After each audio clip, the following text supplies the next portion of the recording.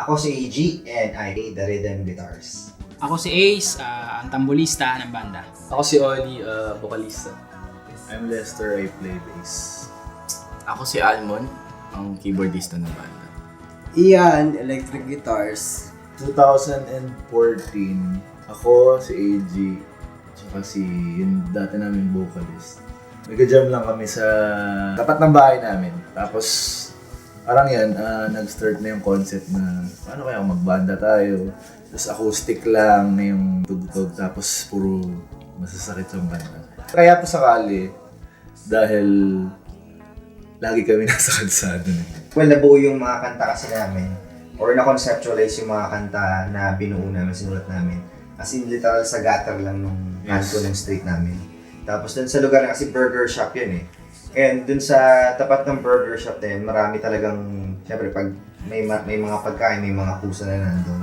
So parang dun nabuo yung team or yung idea na para kaming mga pusa sa kalye.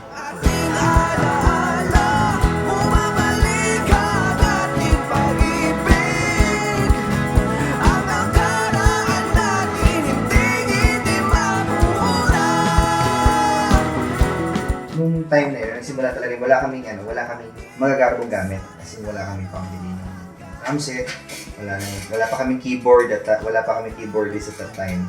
So talagang yung mga tinutugtog namin purely acoustic talaga na mga kanta. And kung ano man yung mga influences namin, usually nanggaling sa mga artists ng mga 90s. So kung maririnig niyo yung tunog, medyo reminiscent siya nung ganong klase ng tugtugan ng mga panahon na yun.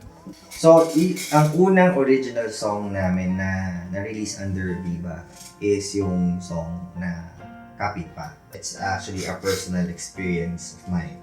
So, merong isang pagkakataon sa buhay ko na napamahal ako sa isang babae.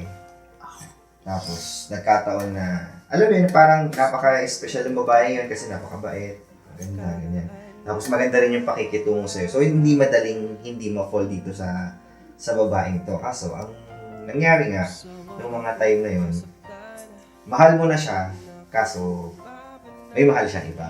Oh! Sakit na. So, bali ang nangyari kasi nun, well, lahat naman yan nangyayari pag malalaman mo lahat ng yan kung masasaktan ka man o hindi. Is kung pag umamin ka na, which is yun yung ginawa ko.